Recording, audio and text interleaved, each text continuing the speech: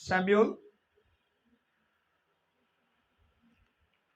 उसका 20वां बाब 21वीं और 22वीं आयत को खुदा के कलाम में से सुनेंगे।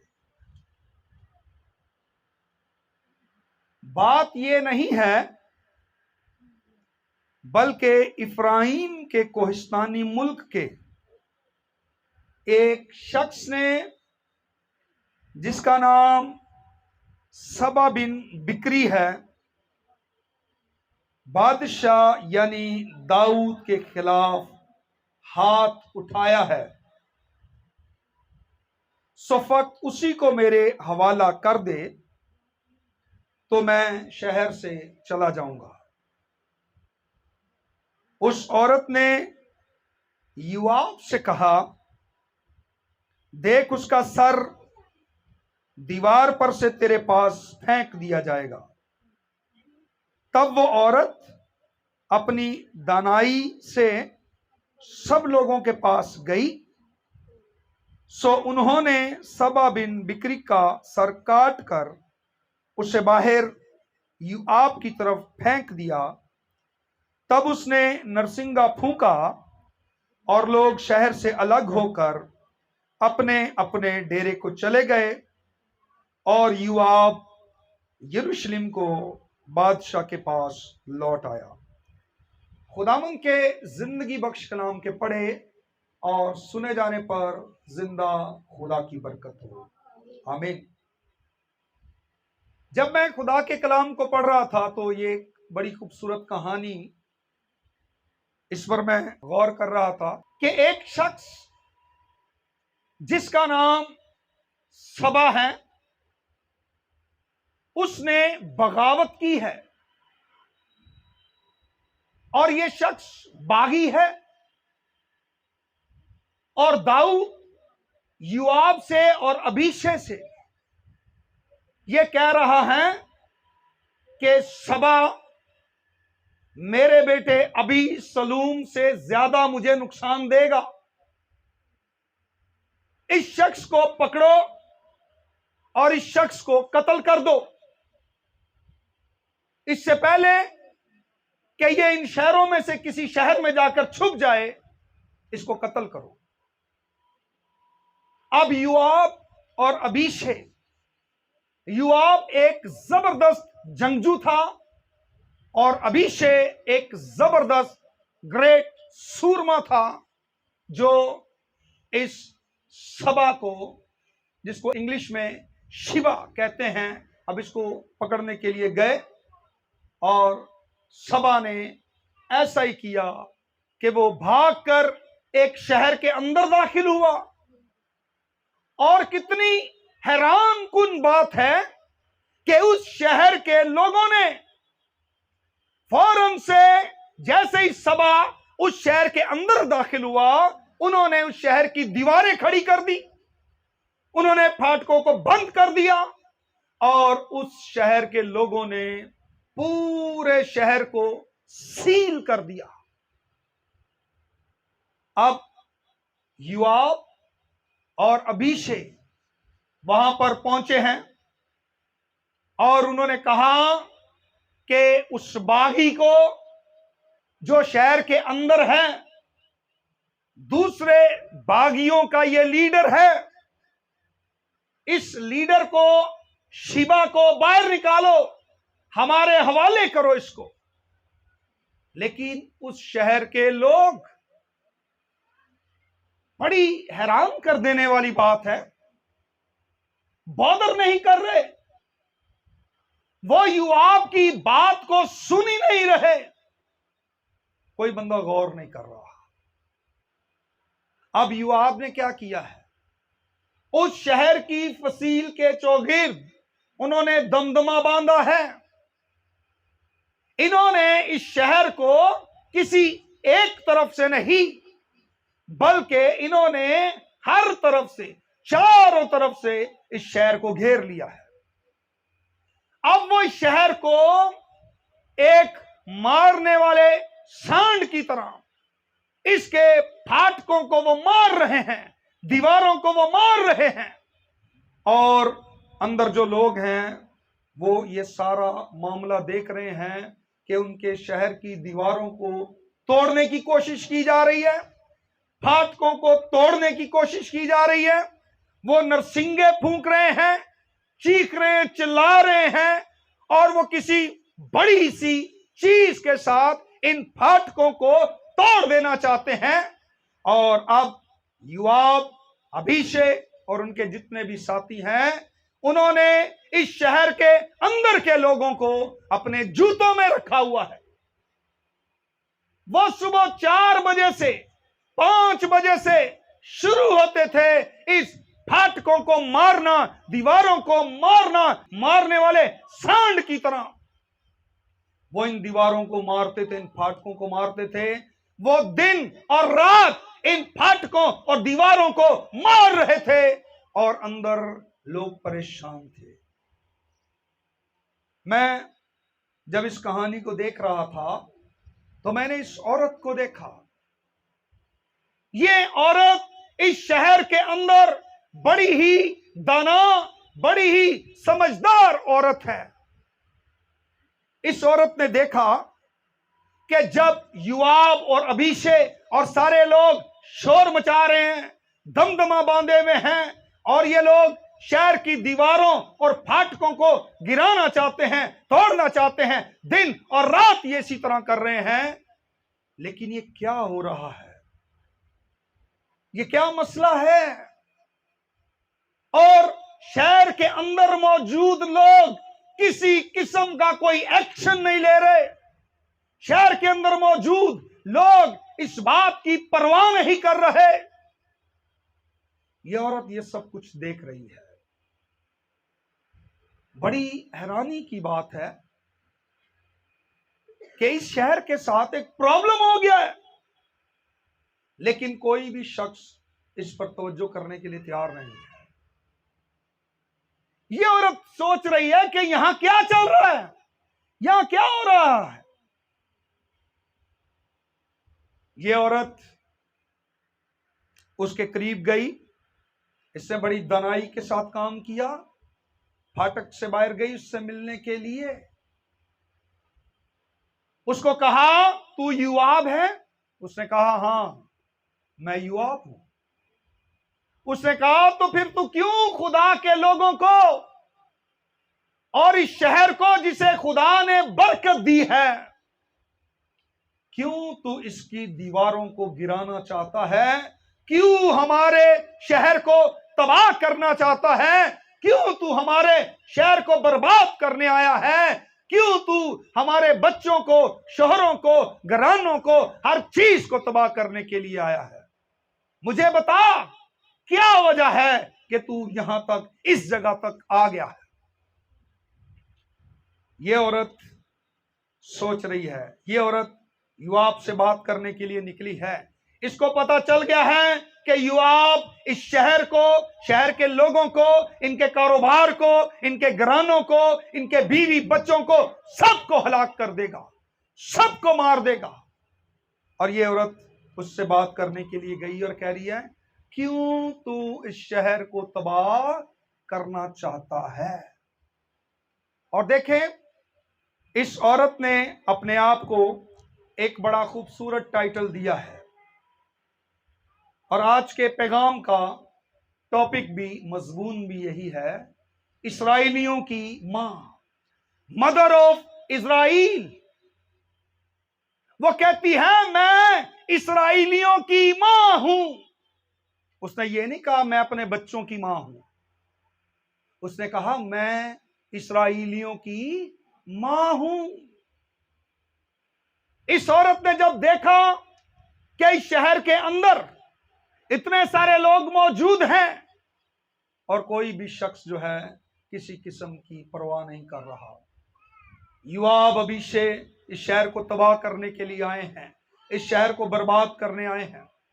मेरा ईमान है उस शहर के अंदर जज भी थे।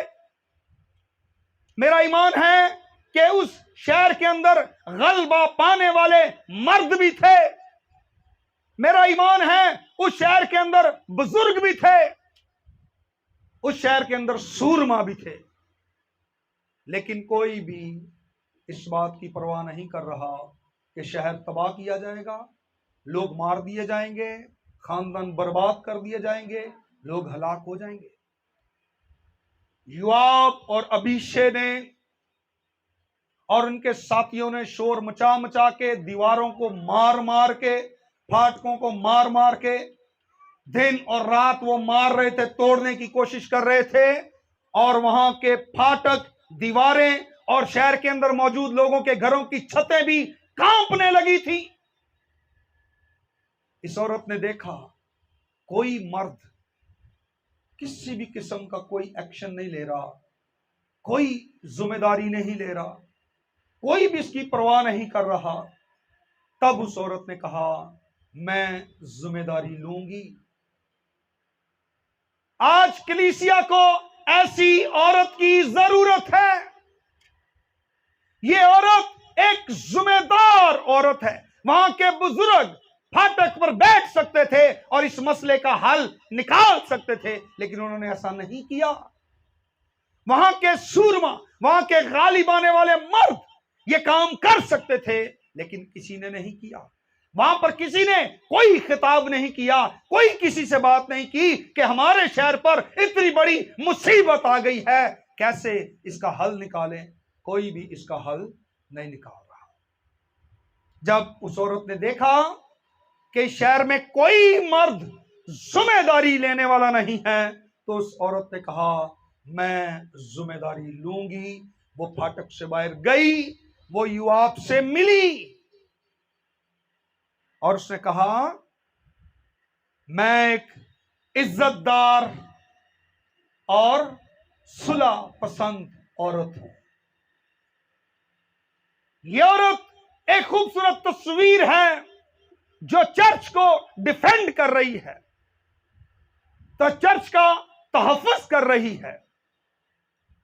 मेरी दुआ है कि खुदा चर्च को ऐसी औरतें, ऐसी औरत दे जो चर्च को डिफेंड करे, जो चर्च के लिए खड़ी हो, जो चर्च का तहफ़्फ़ुज़ करे और जो इस बात पर गौर करे, जिम्मेदारी ले। जब कोई मर्द, कोई भी आपकी जिम्मेदारी ना ले, तो आप खुद अपनी जिम्मेदारी लें। जो कोई आपको, कोई भी मर्द ये ना कहे कि मैं तेरे लिए ये कर सकता हूं, तो फिर आप खुद अपने लिए करें। हमें ये पता होना चाहिए कि खुदा ने हमें किस लिए बुलाया है। ये खुदा का शहर है, इसके अंदर खुदा के लोग रहते हैं। खुदा ने अपने लोगों को बरकत दी है, लेकिन अब इस शहर की दीवारों को गिराया जाना है। अब इस शहर को तबाह किया जाना है। अब इस शहर को हलाक किया जाना है। इसके अंदर सभी लोग हलाक होंगे, लेकिन ये अक्लमंद औरत नहीं चाहती कि ये शहर तबाह हो। ये योआब से मिलने के लिए गई है। ये अक्लमंद औरत है, सुलह पसंद औरत है। बाइबल कहती है, नरम जवाब कहर को दूर कर देता है। योआब और अबीशै ऐसी शख्सियतें हैं, या ऐसी शख्सियतें थी कि जिनसे बचना मुश्किल था। एक जबरदस्त जंगजू और दूसरा जबरदस्त सूरमा था। इन दोनों से बचना मुश्किल था। वो औरत नरमी के साथ बात कर रही है। वो औरत योआब की इज्जत कर रही है। वो औरत योआब के साथ इज्जत के साथ बात कर रही है। वो औरत सिर्फ योआब की इज्जत ही नहीं कर रही, बल्कि उसके इख्तियार की भी इज्जत कर रही है। हमेशा अथॉरिटी की रिस्पेक्ट कीजिए। वो औरत बड़े अदब से मिली है और उसने कहा, मैं इज्जतदार औरत हूं और सुलह पसंद हूं। ये औरत सुलह की, अमन की रूह रखने वाली थी, ना कि डिस्टर्बेंस की, ना कि परेशान करने वाली। बाइबल भी कहती है कि खुदा सुलह पसंद या सुलह कराने वाले को बरकत देगा। सुलह कराने वाला मुबारक है, ना कि परेशान करने वाला। जो कोई परेशान करने वाली रूह रखता है, जो कोई जो है परेशानी को क्रिएट करता है, डिस्टर्बेंस क्रिएट करता है, खुदा उसको बरकत नहीं देता। ये औरत परेशानी पैदा करने वाली रूह नहीं रखती, ये औरत पुरअमन रूह रखती है, ये औरत सुलह पसंद है। देखिए 19वीं आयत गालबन, और मैं इस्राएल में उन लोगों में से हूं जो सुलह पसंद और दयानतदार हैं। तू चाहता है कि एक शहर और मां को इस्राएलियों के दरमियान हलाक करे। कह रही है कि I am mother of Israel, तू मेरे बच्चों को मारेगा, एक मां को मार देगा। रिस्पॉन्सिबिलिटी ले रही है, जिम्मेदारी ले रही है। यह दयानतदार औरत है, यह खुदा के साथ दयानतदार है, यह अपने शौहर के साथ दयानतदार है, यह अपने बच्चों के साथ दयानतदार है, यह अपने शहर के लोगों के साथ दयानतदार है। हर चीज में यह औरत दयानतदार है, और ना सिर्फ दयानतदार है बल्कि पीसफुल है, सुलह पसंद है, अमन पसंद है। और यह नहीं चाहती कि शहर और शहर के अंदर के लोग, खानदान, घराने, कारोबार, हर एक चीज डिस्ट्रॉय हो जाए। यह बचाना चाहती है। योआब इससे कह रहा है, जब यह पूछ रही है कि मसला क्या है, व्हाट इज द प्रॉब्लम,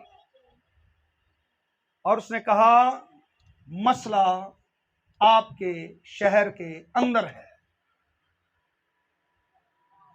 मुझे आपसे कोई मसला नहीं, मुझे आपके खानदान से कोई मसला नहीं, मुझे शहर से कोई मसला नहीं, मुझे उस शख्स से मसला है जिसको आपने अपने शहर के अंदर पनाह दी है और जिस शख्स को आपने गले से लगाया है।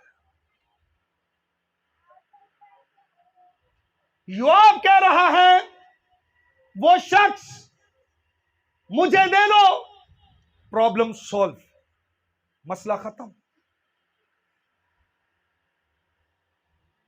योआब या खुदा उस चीज को आपसे मांग रहा है जिसको आपने गले से लगाया हुआ है, जिसको आपने पनाह दे रखी है, जिसके साथ आप हमदर्दी कर रहे हैं, जिसको आप फेवर दे रहे हैं, और उस चीज को आपने गले से लगाया हुआ है जो चीज बादशाह को पसंद नहीं है। गुनाह के साथ कभी हमदर्दी मत कीजिए। अगर वो आपके घर के अंदर, अगर वो आपकी जिंदगी के अंदर आ गया है, कोई हमदर्दी उसके साथ मत कीजिए, उसको निकालकर बाहर फेंके। उसने कहा ठीक है, तू इंतजार करना, कल तू आसमान की तरफ देखता रहना और एक गर्दन हवा में उड़ती हुई तेरे पास आएगी, और जब वो तेरे पास आए तो जान लेना कि हमने सबा के साथ क्या किया है। ये अक्लमंदी है। ये औरत नहीं चाहती कि वो शहर तबाह हो जाए जिसको खुदा ने बरकत दी है। ये औरत नहीं चाहती कि उसके बच्चे और बच्चों के बच्चे हलाक किए जाएं। ये नहीं चाहती कि सारा शहर मौत के घाट उतारा जाए। ये उस चीज को जो बादशाह को पसंद नहीं है, ये उसको काट कर दीवार के पार फेंक देना चाहती है। आज आप भी उस चीज को जो खुदा को पसंद नहीं है, गुनाह के साथ हमदर्दी मत कीजिए। ये औरत रूथलेस थी, बेरहम थी। इसने गुनाह को गले से नहीं लगाया, इसने गुनाह को पनाह नहीं दी, इसने बदी के साथ हमदर्दी नहीं की। आज लोगों को अपनी औलाद पर तरस नहीं आता, आज लोग अपने खानदान पर रहम नहीं करते। आज हमें अपने खानदानों की फेवर करनी है, उनके बारे में सोचना है। वो मर रहे हैं, मर जाए।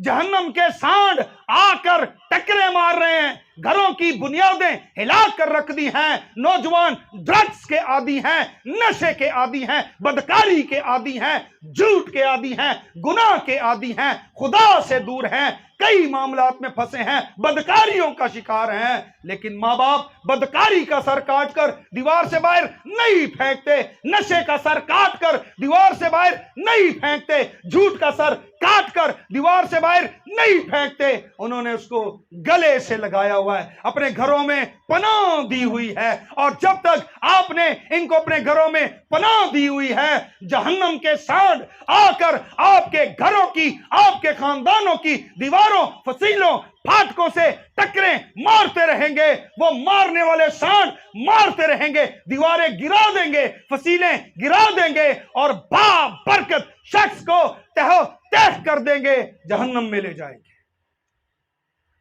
मत करें हमदर्दी गुनाह के साथ, बेरहम मां बन जाए, गुनाह का सर काट दीजिए, बदी का सर काट दीजिए, नशे का सर काट दीजिए और उसको दीवार से पार फेंक दीजिए। खुदा ये चाहता है, मत उसको गले के साथ लगाएं। खुदा गुनाह को पसंद नहीं करता है। इस औरत ने उसकी अथॉरिटी की रिस्पेक्ट की है। इसने बड़े अदब के साथ, बड़ी इज्जत के साथ युवाब के साथ बात कर रही है। ये जगह है जहां पर युवाब आया है और इस जगह पर बहुत से सवालों का मसीहों को जवाब मिलता है। यह वो नुक्ता है, यह वो पॉइंट है जहां पर आकर मसीही उलझन का शिकार होते हैं और डायरेक्शन ढूंढते हैं, सिमत ढूंढते हैं, राह फराज ढूंढते हैं, किसी और तरफ निकल जाए। ये वो जगह है जहां पर आपको डील करना है खुदा के साथ। क्या करना है खुदा के साथ? आपने डील करें।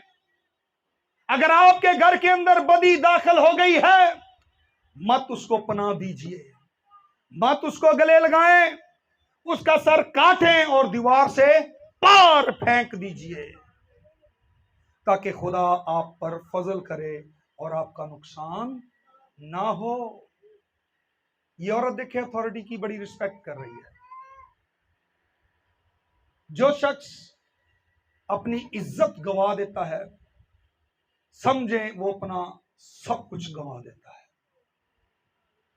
मैं आपको मुकद्दसा सारा के बारे में बताना चाहता हूं कि वो अपने शौहर इब्राहिम की बड़ी कमाल की इज्जत किया करती थी और वो उसको खुदा कहती थी। लेकिन इब्राहिम से एक मिस्टेक हुई।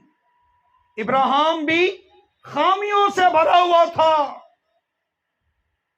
जब इब्राहिम ने सारा को कहा कि ये मेरी बहन है, सारा ने इधर उधर देखा, बड़ी हैरान हुई होगी कि ये क्या कह रहा है, झूठ बोल रहा है।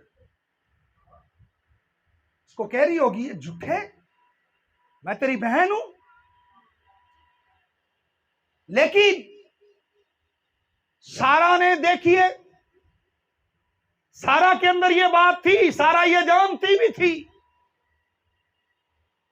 कि जब एक मौका पर इब्राहिम के भतीजे लूत को अगवा किया गया, तो इब्राहिम 1800 लोगों को लेकर, मिशाकजादों को लेकर, उनकी तलवारों समेत अगवा करने वालों के पीछे गया, उनको मारा और उनसे लूत को आजाद करवा के वापस लाया। ये सारा जानती थी। सारा कहती होगी, कैसा बुज़दिल शख्स है, बादशाह के सामने, फराउन के सामने कह रहा है ये मेरी बहन है। ये कैसा बुज़दिल शख्स है। देखें, ये एक बहुत बड़ा मसला था उस वक्त। सारा ने कोई बहस नहीं की, इब्राहिम भी फराउन के साथ किसी किस्म की कोई बहस नहीं कर रहा। और सारा ये नहीं कह रही कि अपने भतीजे लूत के बारी तो इतनी तलवारें तू लेकर गया था और मेरे लिए तूने एक मक्खन लगाने वाली छुरी भी नहीं उठाई। सारा ने कोई आर्ग्यूमेंट नहीं की, कोई बहस नहीं की, कोई आर्ग्यू नहीं किया, बल्कि वो अपने शौहर की रिस्पेक्ट करती है। बाइबल से उसका एक्ट जाहिर होता है कि वो आखिर तक इब्राहिम को अपना खुदा ही कहती रही है। उसने उसकी इज्जत में किसी भी तरह से कमी नहीं आने दी। हमेशा अथॉरिटी की रिस्पेक्ट करनी है। ये औरत अथॉरिटी की रिस्पेक्ट कर रही है, उसके इख्तियार को भी ये मान रही है, उसकी लीडरशिप को भी मान रही है और उस जबरदस्त सूरमा की इज्जत कर रही है। इज्जत के साथ बात कर रही है, बड़ी नरमी के साथ, और कह रही है कि कल उसका सर मैं दीवार से बाहर फेंक दूंगी, तू देखते रहना। अगले दिन युवा खड़ा हुआ आसमान की तरफ देख रहा था और उसने देखा हवा में उड़ता हुआ एक सर उसकी तरफ आ रहा था। उसने वो सर उठाया, उनको थैंक यू बोला और नरसिंगे फूंकता हुआ वापस चला गया। हालेलुया। हमें भी ऐसा ही करना है। अगर बरकत पाना चाहते हैं, अगर चाहते हैं आपका शौहर, आपकी बीवी, आपके बच्चे सरफराज हो जाए, अगर आप चाहते हैं कि जहन्नम के मारने वाले सांड आपकी औलाद को, आपके शहर को, आपके कारोबार को, आपके घराने को नुकसान ना पहुंचाएं, आपको हलाक ना करे, तो आप इस गुनाह के, बदी के, बगावत के और सर को काटकर दीवार से परे फेंक दीजिए। हम देखते एक बादशाह के बारे में, सिसरा कजात चौथा बाब। इस बादशाह को खुदा ने बुरी तरह से शिकस्त दी। अब ये भागता हुआ याइल के डेरे में आ गया है। थक गया ये शख्स भाग भाग के। उस औरत ने कहा, क्या तू वो बादशाह है? उसने कहा, हाँ मैं वो हूं, तू मेरे साथ क्या करने वाली है? उसने कहा, मैं तेरे साथ कुछ नहीं करूंगी, तू लेट जा, खाना खा और सो जा। उस शख्स ने देखा कि हाँ, इस औरत से तो मुझे कोई खतरा नहीं है।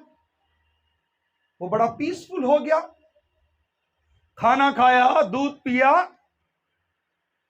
आराम से लेट गया।